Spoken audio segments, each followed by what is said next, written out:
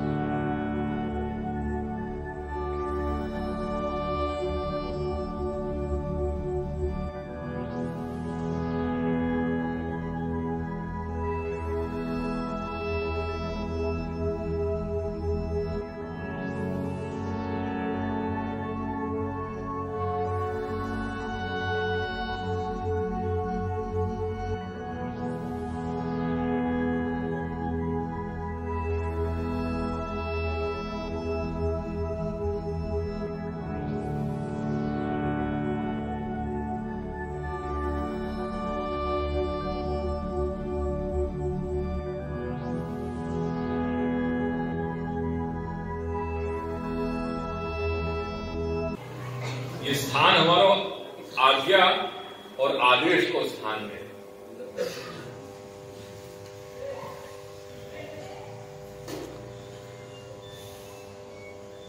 आपकी पीढ़ी कैसे चलानी वो आपको विषय है,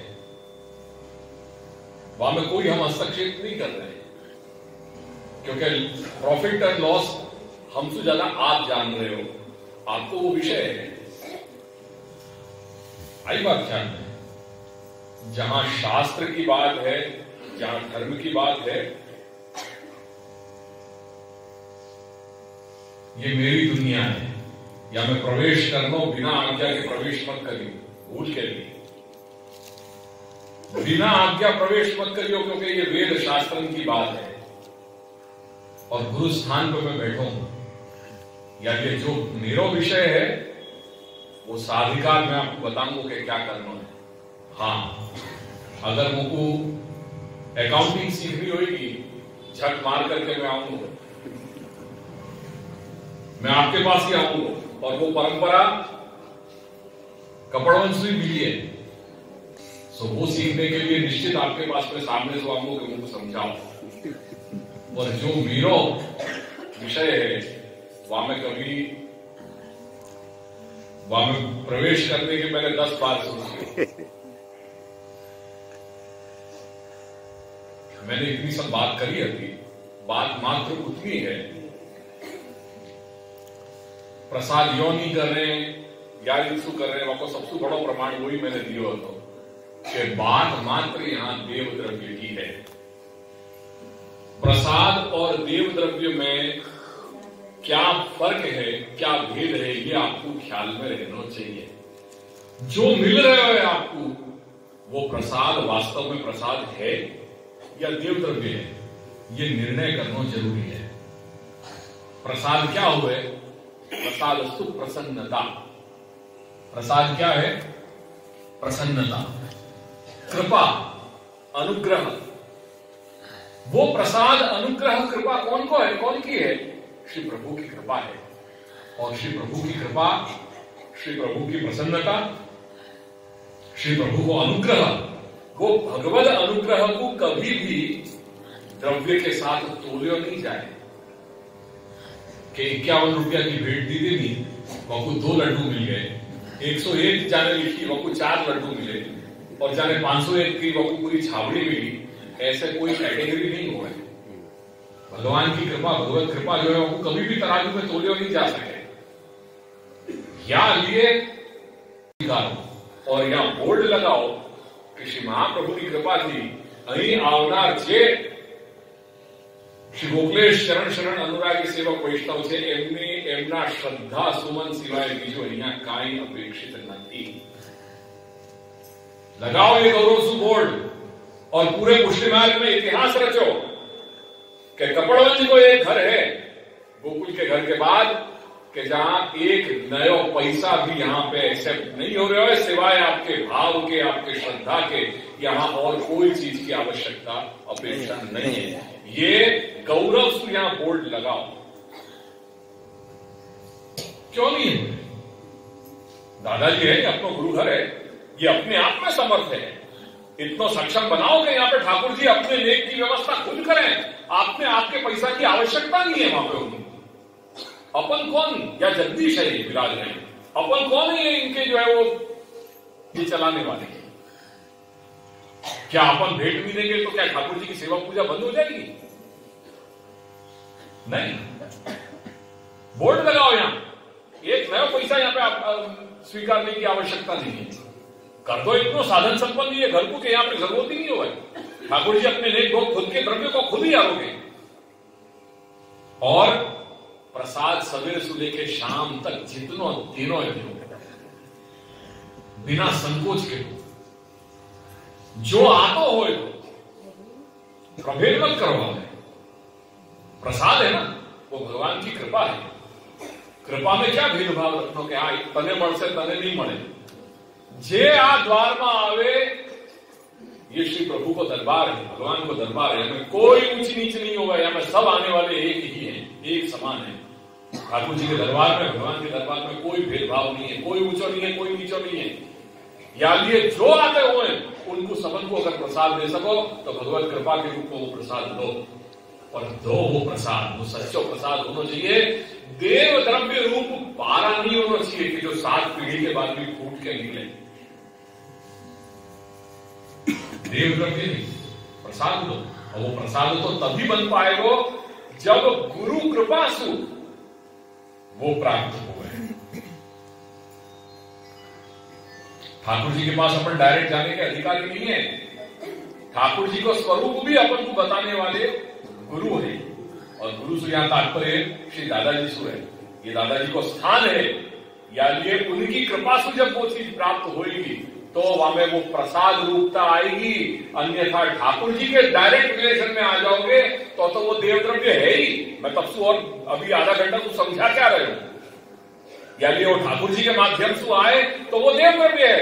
जब वो गुरु के माध्यम से हो जाएगा वो वास्तव में कृपा रूप बन जाएगा, जो अपने जन्म जन्मांतर के जो है वो पुण्य को उदय कर पाएगा। यह बात को समझो। मात्र बात देव द्रव्य और प्रसाद की है। हमारे पूर्वज तो आज्ञा करते कि ये होना चाहिए, और इतना तो आज तो समय बदल गए, सो इतना सब अपन बोल भी रहे हैं। मैं आकर के इतनी सब चर्चा भी कर रहा हूं और अपने घर से इतना कार्य हो रहे हैं रात दिन। पहले कहां है तो इतना सब? पहले तो गुरुदेव की सन्मुखता कभी जीवन में एक आध बार मिल गई तो अपना अहोभाग्य मानते कि वल्लभदास दास जी महाराज के हम सन्मुख हो गए। और आप श्री ने हमारी तरफ एक दृष्टि कर ली। नहीं, वो दृष्टि करने से पूरा जीवन कृतकृत्य मान लेते कि हमारे सामने एक दृष्टि करी। और वासु भी ज्यादा अगर बोले कि भाई कैसे है तू, तो न जाने क्या अपने भाग्य को पुण्योदय हो गया। यो मानते अपने पूर्वज हैं,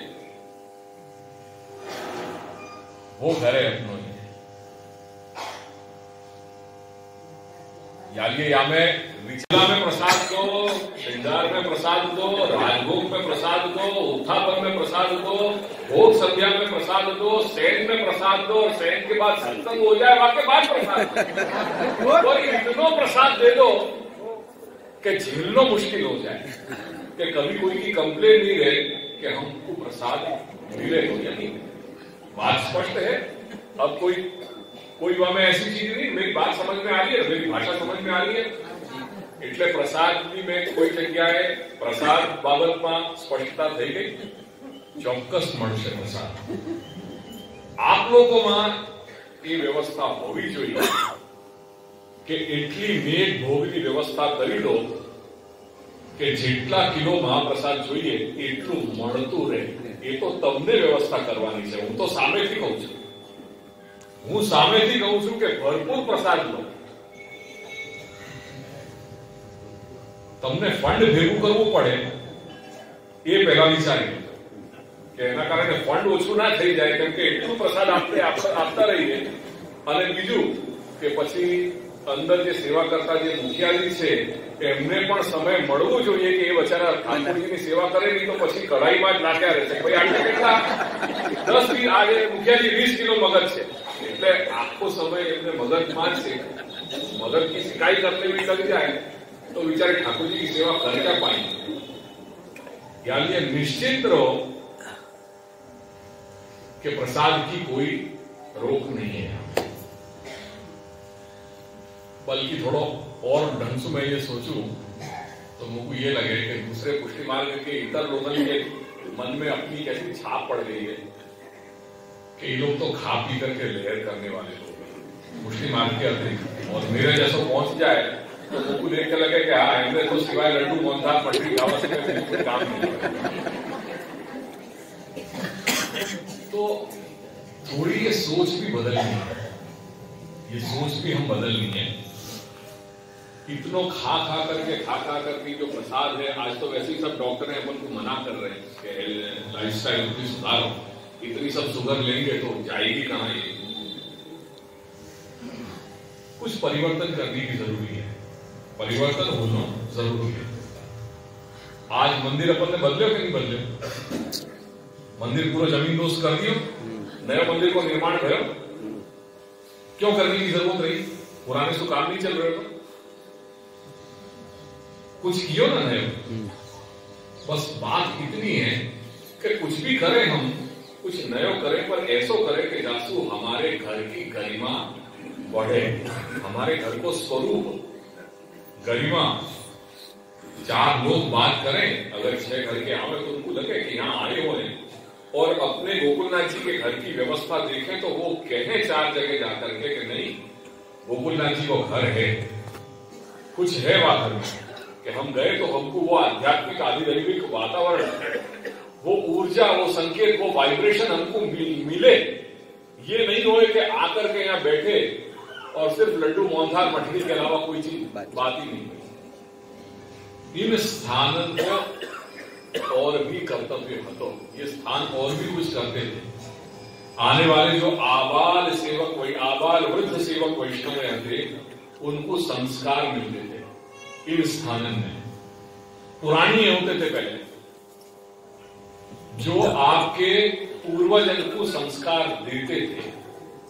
केवल यहां दर्शन और प्रसाद ले लो ये ही नहीं है, तो या के अतिरिक्त बहुत कुछ ऐसा सकारात्मक कार्य होता तो कि जासू समाज को एक सदाचरण की दिशा प्राप्त हो सके.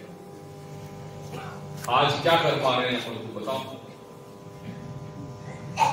मैं उन लोगों को पूछना चाह रहा हूं कि जिनके मन में ये शंका है कि प्रसाद हमारा बंद तो नहीं हो जाएगा. मैं उनको पूछना चाह रहा हूं कि प्रसाद के अतिरिक्त जो और कुछ बंद भयो भविष्य में कभी क्यों चिंता नहीं हुई? सत्संग बंद भयो बाकी चिंता क्यों नहीं हुई? पाठशाला भरी हुई रहती थी, ऊपर वो खाली हो गई, सारी कपाटें बंद हो गई, सब में उधई लग गई, एक ग्रंथ भी नहीं विराज रहे हुए, बाकी चिंता क्यों नहीं हुई? यहां कोई भी आने वाला व्यक्ति हो वापुष अपने मार्ग के 10 वाक्य सिद्धांत के मिल सके, वो नहीं है, बाकी चिंता क्यों नहीं हुई?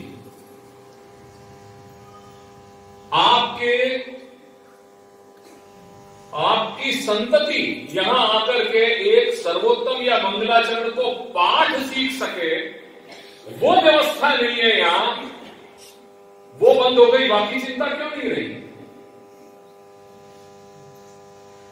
क्या इन सबको कोई मायने नहीं है? मोहनथाल मठरी अपनी बंद हो गई, बाकी चिंता हो रही है, पर संस्कार जो मिलने बंद हो गए इन स्थानों से, बाकी चिंता नहीं हुई. मैं वो लोगों को मेरा ये प्रश्न करना है, मुझको वो जवाब चाहिए आज. अगर मोहनथाल लड्डू पेड़ा मठरी की इतनी चिंता है कि वो बंद न हो जाए, तो जो चीजें बंद हो गई जासू सच्चो आत्मविकास हो सके, वहां को जवाब कौन देगा? क्या ये भयो अपन को कि अपन 10,000 रुपया महीना कोई भी पुरानी को, कोई भी ब्राह्मण सूची पुरानी ला करके उनको ऑनररी मान सम्मान के साथ यहां पर उनको कहें कि आप 1.5 घंटा यहाँ शाम को सत्संग चलाओ, या जो भी है, अगर इतना बड़ा समूह है तो उनको भगवत सेवा, भगवत चर्चा, भगवत कथा के कोई 2 प्रसंग सुनाओ। क्या ये व्यवस्था नहीं कर पाते थे? क्या कपड़वंज में इतने अपन जो है निर्धन हो गए कि ये व्यवस्था करने में अपन असमर्थ है, सक्षम नहीं है? प्रसाद की पड़ी है, और जो सच्चे संस्कार जासु मिल सके, बाकी अपन को कोई पड़ी नहीं। गुरु जी आज्ञा करें ना कि पालकी उल्टी दिशा को जा रही है, मैं कहारों को बदलना चाहता हूं। तो ये पालकी उल्टी दिशा में जा रही है, यानी जो कहार जो ढोने वाले हैं पालकी, उनको बदलने की जरूरत है। ये परिवर्तन पिछले 50 वर्षों से गुरु जी समझा रहे हैं, और मुझको वास्तव में आश्चर्य है और खेद भी है कि क्यों आप यह चीज को नहीं समझ पा रहे हो। या में स्वार्थ है कहां? कौन को स्वार्थ है यहाँ? आपको स्वार्थ है, मेरे स्वार्थ है, कौन को स्वार्थ है यहाँ ये व्यवस्था? और मूल में ये संस्था है। चलो एक और बात में, ये सब जितनी भी जो अब मैं थोड़ा व्यवहारिक रूप से कह रहे हूं, ये भी एक संस्था है। गोकुलनाथ जी को मंदिर, ये भी कपड़वंज की एक धार्मिक संस्था है। ये संस्था कौन के लिए है? कौन के लिए? ये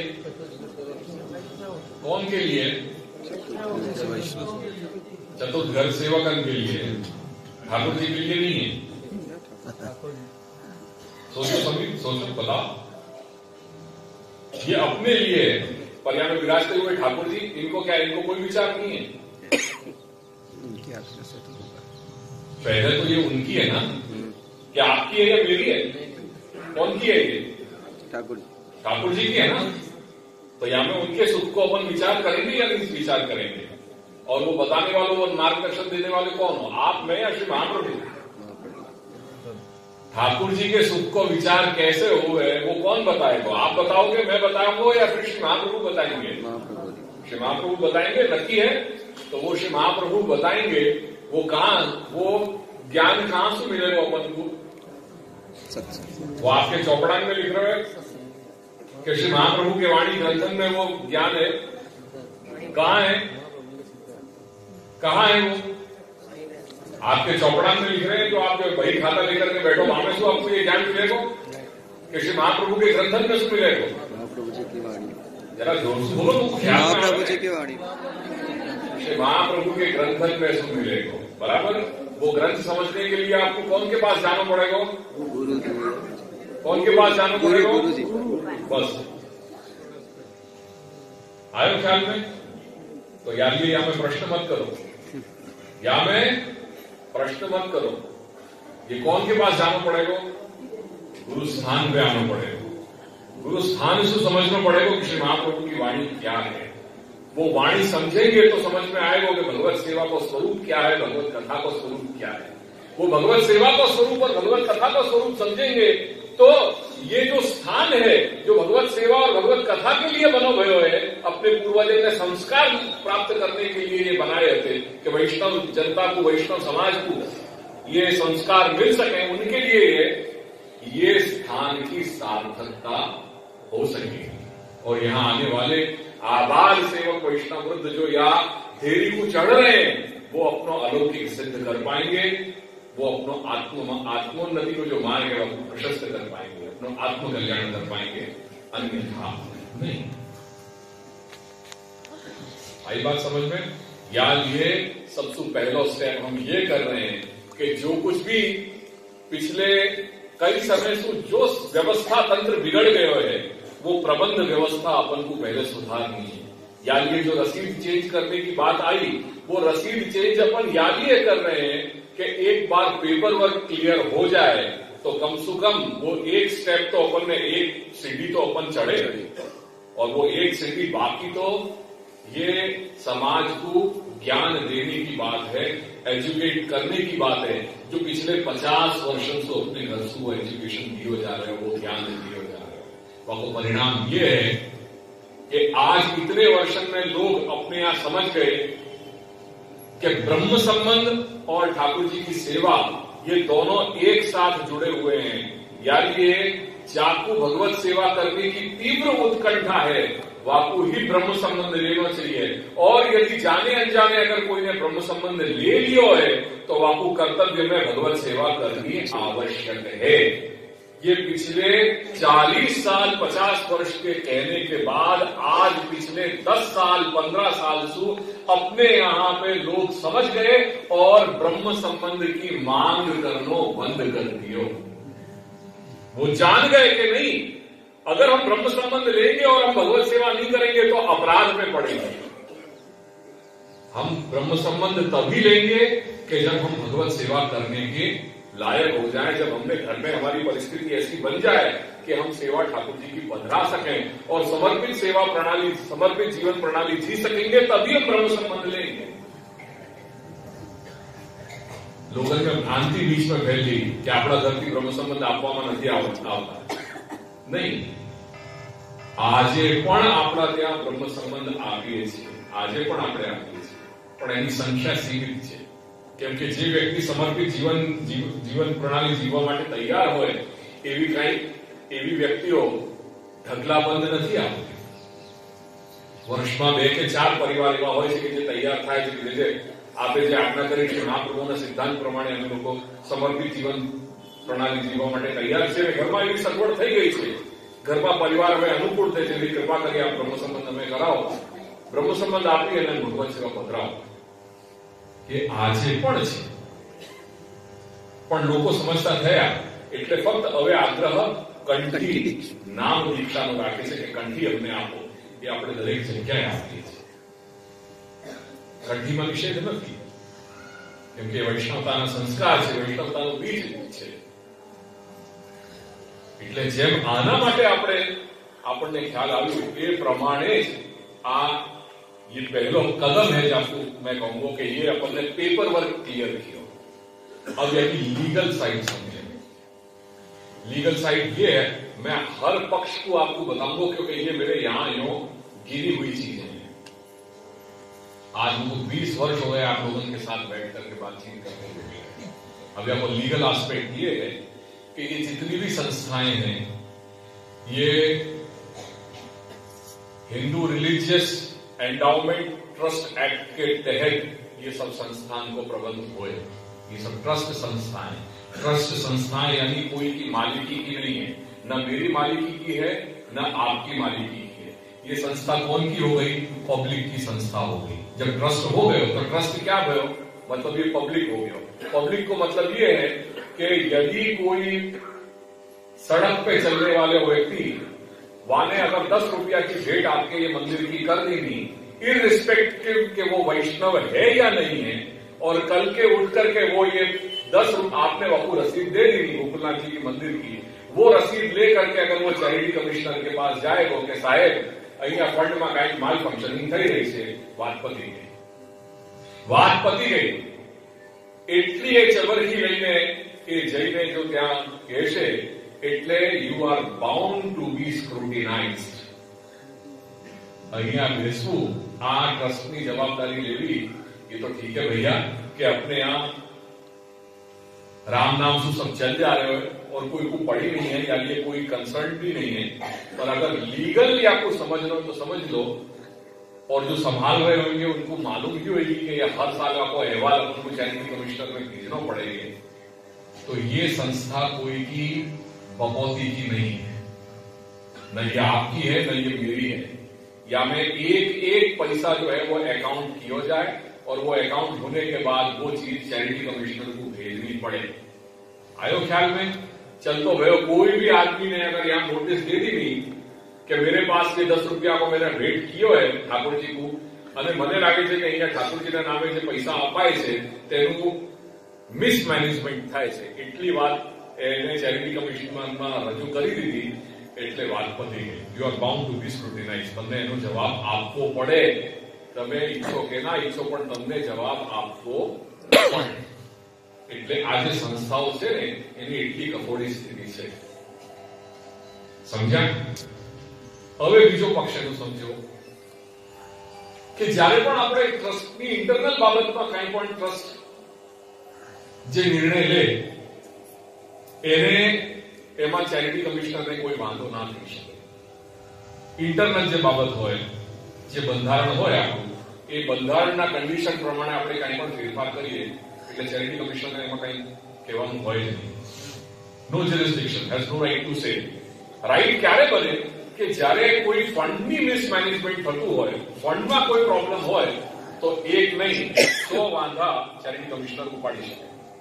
પણ ટ્રસ્ટની ઇન્ટરનલ બાબતમાં, સેવાકીય બાબતમાં કે પ્રબંધની જે વ્યવસ્થા હોય એમાં જે ટ્રસ્ટ મેનેજમેન્ટ જે ડિસાઇડ કરે કે જે નિર્ણય લે એમાં ચેરિટી કમિશનર હેઝ વોટસએવર નો સે એના બાબતમાં. એટલે નિશ્ચિત થઈ જાઓ કે એમાં કોઈ જાતનું આપણને વાંધો નથી. જ્યારે આપણે આ કંઈક ફેરફાર કરીએ છીએ કે જે નામ આપણે એમાં ચેન્જ કરીએ છીએ, લેટર હેડ ઉપર નામ ચેન્જ કરીએ છીએ કે રસીદમાં નામ કરીએ છીએ કે આ ભેટ આપણે શ્રી ગોકુલનાથજી ચરણ પાદુકા તરીકે આપણે લઈએ છીએ કે ગોકુલેશ શ્રી દાદાજી ચરણ પાદુકા ભેટ તરીકે આપણે અહીંયા ભેટ લઈએ તો એ ફેરફાર કરવામાં વાંધો નથી. સંસ્થા જે રીતે ચાલશે એ રીતે ચાલશે. એમાં કોઈ એક નવા પૈસાનો પણ ફેરફાર નથી, એમાં કોઈ પરિવર્તન થવાનું નથી. આજે પરિવર્તન કર્યું, કાલના દિવસે કાંઈ નહીં, જેમ આવી જ રહ્યા છો એ પ્રમાણે જ બધું ચાલશે. ફક્ત આપણે જે ચેન્જ કર્યું એ ચેન્જ કરવાથી ટેકનિકલી જે માર્ગથી કંઈક વિપરીત આચરણ હતું અત્યાર સુધી કે ઠાકોરજીના નામે આપણે પૈસા આપતા હતા, કેમ કે માર્ગની મર્યાદા નથી, માર્ગનો સિદ્ધાંત નથી કે ઠાકોરજીના નામે ભેટ સ્વીકારાય, કેમ કે એ દેવદ્રવ્ય થઈ ગયું એટલા માટે. અને દેવદ્રવ્ય થશે અને દેવદ્રવ્યના એક્સચેન્જમાં તમને વળતર તરીકે જે કંઈ પણ મળી રહ્યું છે તે પ્રસાદનું આટલું કણિકો કે એક બીડી પણ તમે જો લઈ રહ્યા છો તો તમે દેવદ્રવ્ય ખાવાનો કે દેવદ્રવ્ય લેવાના અપરાધી થયા. અને એના માટે શ્રી મહાપ્રભુએ સ્પષ્ટ આજ્ઞા કરી છે કે જો દેવદ્રવ્ય ખાएगो સો મેરો કબહુ ન કહાएगो और महापातकी बह जाएगो. So the ball is in your court કે અત્યાર સુધી જો તમે ઠાકોરજીના નામે પૈસા લઈ રહ્યા છો અને ઠાકોરજીના પૈસા ઠાકોરજીના નામે ભેટ કરી, બરાબર, ઠાકોરજીના નામે ભેટ કરી, એ દ્રવ્ય કોનું થયું? ઠાકોરજીનો થયો ને. પછી તમને એ ભેટના સામે તમને શું મળ્યું? પ્રસાદ મળ્યું. એ પ્રસાદ નથી, એ શું છે?